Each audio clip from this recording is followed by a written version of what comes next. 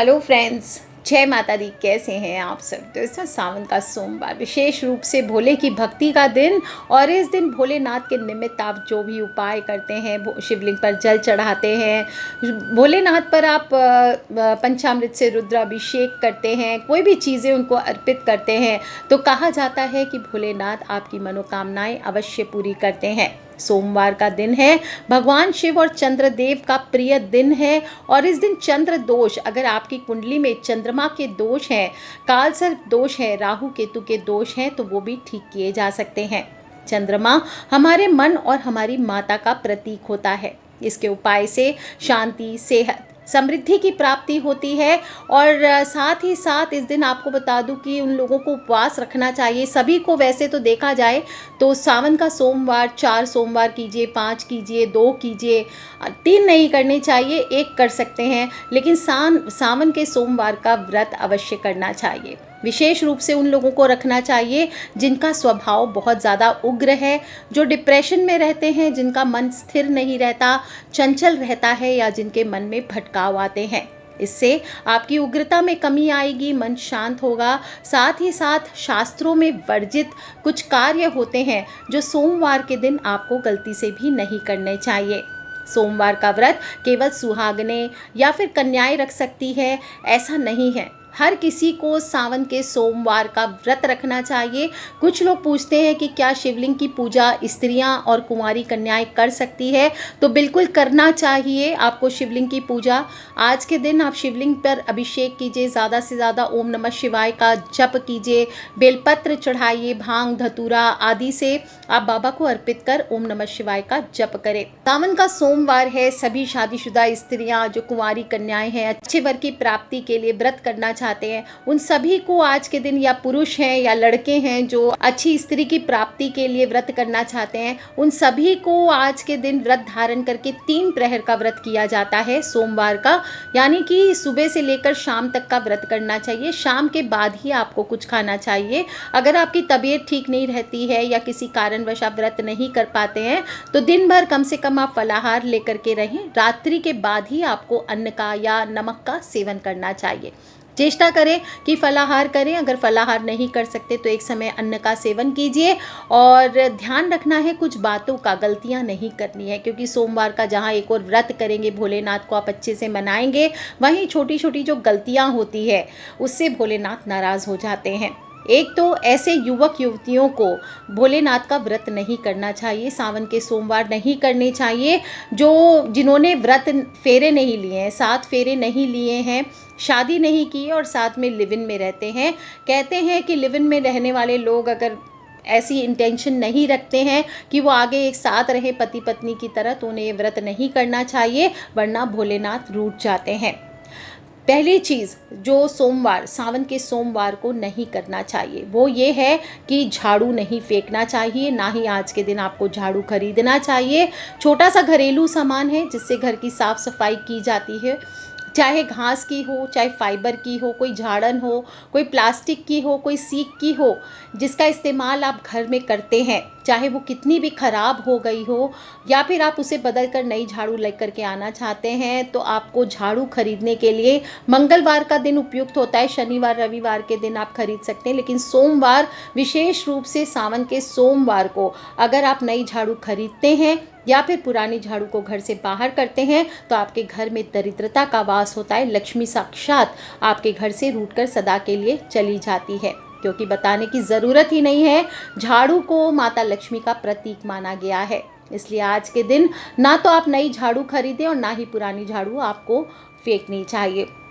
दूसरी चीज़ जो सावन के सोमवार को विशेष रूप से नहीं करनी चाहिए वो है शनि से संबंधित चीज़ें। शनि से संबंधित भोजन ना करें, जैसे काली उड़द आदि का भोजन आज के दिन आपको नहीं करना चाहिए।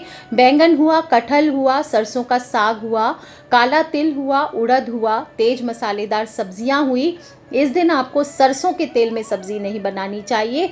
घी का उपयोग करें, जो भी भोजन बनाएंगे घी है या मीठा तेल आप उपयोग करें।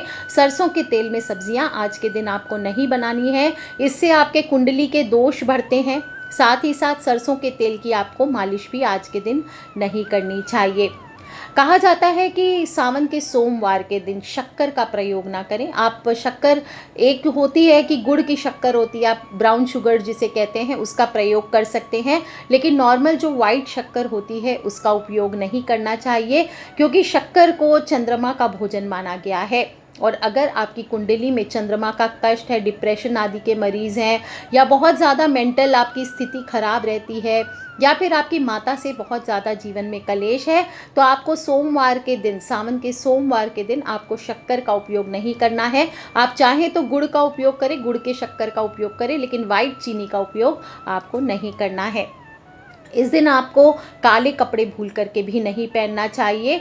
आपको पहनने हैं तो डार्क ब्लू और ब्लैक, ये कलर के कपड़े, या डार्क मरून हुआ, वाइन शेड हुआ, ये सब कलर के कपड़े आपको नहीं पहनना चाहिए। आप लाल, पीले, सफ़ेद, केसरिया, आसमानी, हल्के ग्रीनिश, सावन का महीना है तो ग्रीन पहनिए, ये बड़ा खूबसूरत होता है, प्यारा होता है। साफ़ सुथरे कपड़े, सूती कपड़े ट्राई करें पहने, और आरामदायक कपड़े पहने सावन के महीने में। इस प्रकार के कपड़े आपको धारण करने चाहिए। ऐसे वस्त्र क्या होता है, शुद्ध होने के साथ साथ आरामदायक भी होते हैं। और पूजा में ऐसे वस्त्र पहनकर बैठने से मनुष्य का जो भी भक्त होता है उसका ध्यान इधर उधर नहीं भटकता। पुरुषों के लिए पूजा के दौरान हल्की धोती आदि पहन सकते हैं। और विशेष रूप से जिन लोगों की कुंडली में चंद्रमा नीच का है, उन्हें सोमवार को सफ़ेद कपड़े ज़रूर पहनने चाहिए। माथे पर सफ़ेद चंदन का तिलक लगाइए, इससे ग्रहों की स्थिति मजबूत होती है। आज के दिन जो सावन का सोमवार है, इस दिन आपको नौकरी की शुरुआत नहीं करनी चाहिए। कहते हैं कि इस दिन से जो भी नौकरी ज्वाइन करते हैं लोग, वो जल्दी निपट जाती है, वो नौकरी जल्दी चली जाती है। नौकरी हो या नया कोई व्यवसाय हो, इस दिन से स्टार्ट करने से वो स्थिर नहीं रहता। साथ ही साथ इस दिन पूरब दिशा की ओर अगर आप यात्रा करते हैं तो वो यात्रा आपकी बेकार हो सकती है। सोमवार के दिन भूल से भी उत्तर हो, पूरब हो और अग्नि दिशा, ये दिशा में आपको यात्रा नहीं करनी चाहिए। दक्षिण हो, पश्चिम हो, वायव्य हो, इस दिशा की यात्रा कर सकते हैं, ये उचित रहता है। Last but not the least, अगर आप बातें तो अच्छी करते हैं, लेकिन लोगों के प्रति आप मन में गलत विचार रखते हैं, जो पुरुष हैं मंदिरों में जाते हैं, महिलाओं के प्रति गलत विचार रखते हैं। जो पुरुष हैं वो अपने घरेलू जो आसपास की स्त्रियां हैं उनके प्रति गलत विचार रखते हैं। ऐसे पुरुष जो कई स्त्रियों के प्रति गलत विचार रखते हैं, या ऐसी महिलाएं जो इस प्रकार के कार्य करती हैं, इन्हें भी सोमवार का व्रत नहीं रखना चाहिए। क्योंकि जब तक आपकी भावना, आपकी श्रद्धा, आपका व्यवहार सच्चा नहीं होगा, तब तक आपको कोई भी व्रत का फल नहीं मिलने वाला है। इसलिए सावन सोमवार का व्रत रखें तो किसी के भी प्रति मन में कोई गलत विचार आपको नहीं लाना है।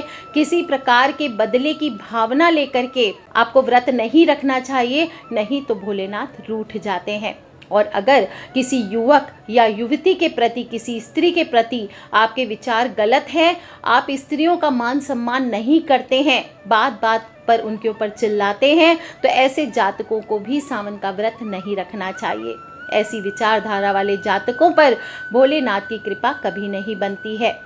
इसके अलावा जो स्त्रियां बात बात पर लोगों का अपमान करती है, उन्हें भी भूल करके भी व्रत नहीं रखना चाहिए। अगर पूरी श्रद्धा हो, सच्चे मन से, सादगी हो आपके अंदर, पूर्ण तरीके से किसी मनोकामना के लिए आप व्रत करना चाहते हैं, आपकी इच्छाएं तभी भोलेनाथ पूर्ण करते हैं।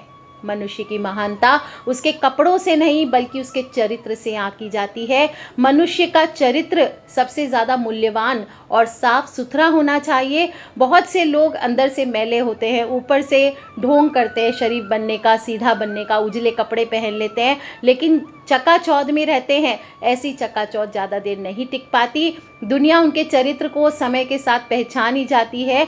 इसलिए ध्यान रखें कि अपने चरित्र के ऊपर ध्यान दें, अपने मन के ऊपर ध्यान दें, अपनी भावनाओं के ऊपर, अपनी शुद्धता के ऊपर ध्यान दें। पूजा पाठ तो करेंगे ही साथ अपने चरित्र को भी ऊर्जावान और उज्जवल रखें।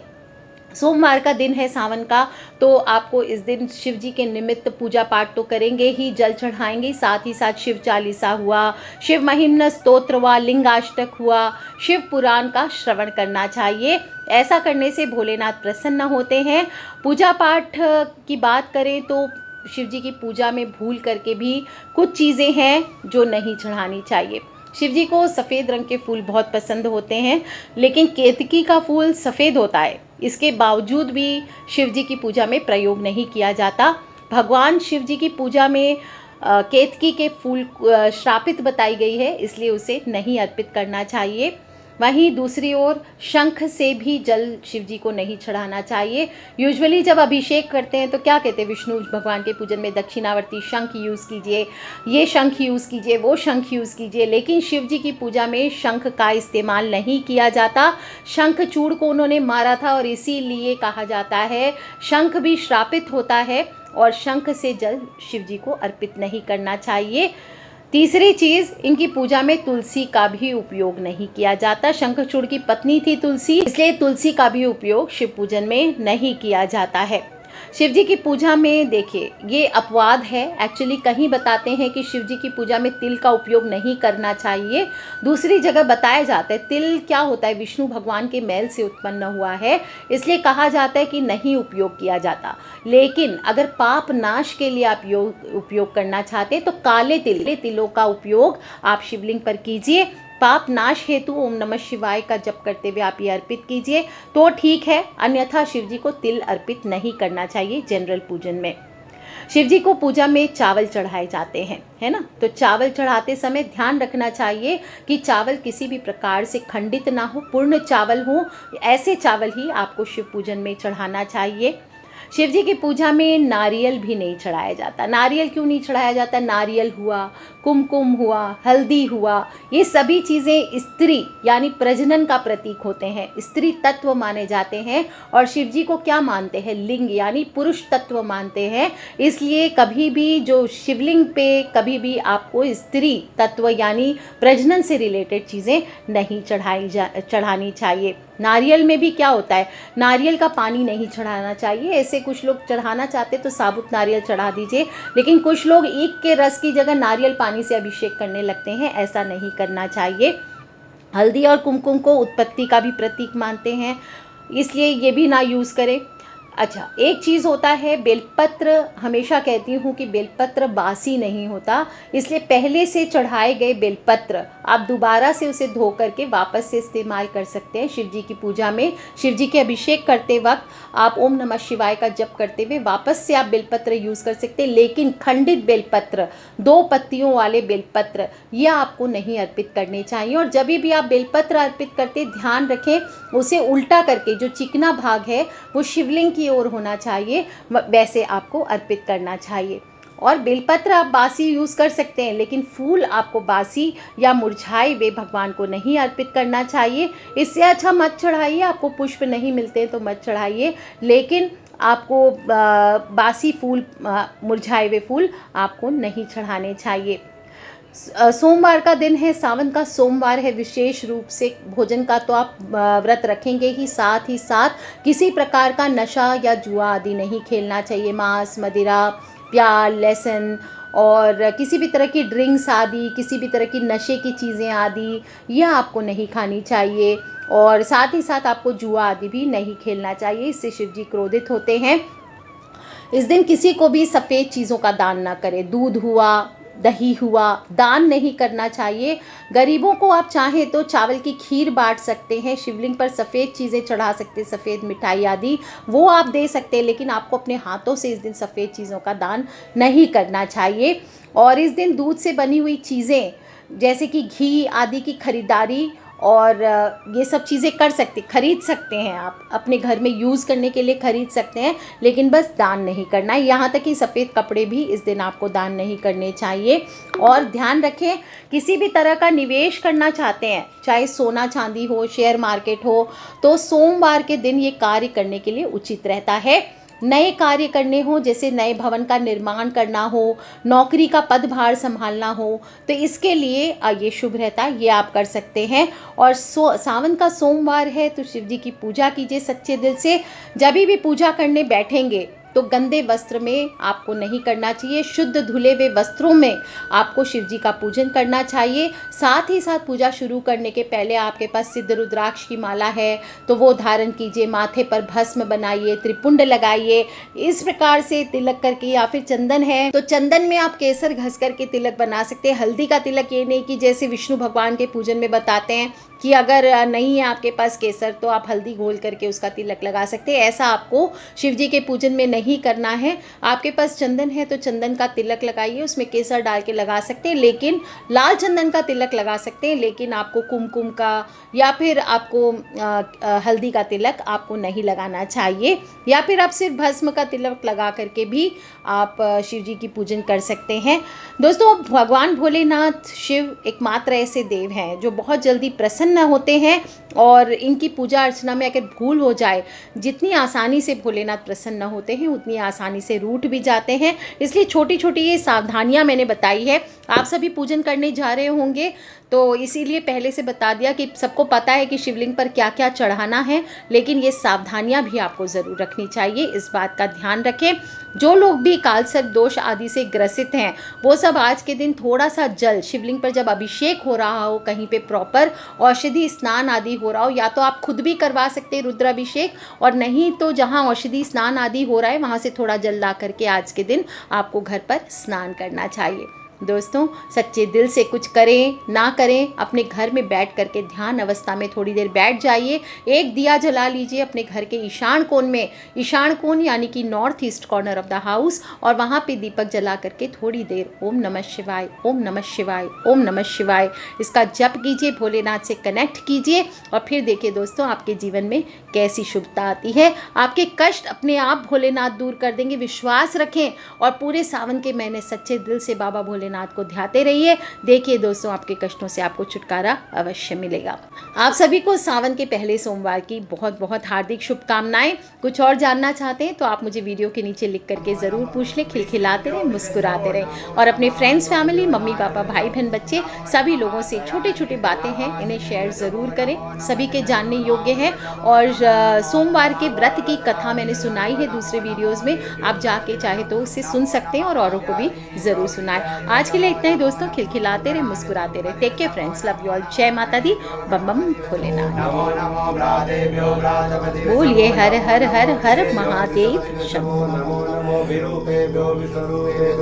नमो नमः सेनाभ्यो सेनानीभ्यो नमो नमो रथेभ्यो रथेभ्यो नमो नमः क्षत्रिभ्यो संकृतिभ्यो नमो नमः आर्भ्यो अर्भकेभ्यो नमो नमः सकललोकारेभ्यो नमो नमः गुरालेभ्यः कर्मारेभ्यो नमो नमो निगादेभ्यः कुञ्जिष्टेभ्यो नमो नमः स्वनिभ्यो मृगयुभ्यो नमो नमः स्वभ्यः सपतिभ्यो नमो नमो भवाय च रुद्राय च नमः सर्वाय पशुपतये नमो नीलग्रीवाय सिद्धिकण्ठाय च कपिलिने च मृदुलेशाय नमः सहस्राक्षाय च तन्वने च नमो गिरिशिराय सिद्धिविष्टाय च नमो मृदुष्टमाय च कुमते च नमः हर्वाय च वामनाय च नमो प्रियते च वर्गीयसे च नमो वृदाय वृदे च नमो ज्ञाय च प्रथमाय आसवे च जीराय च नमः शीघ्र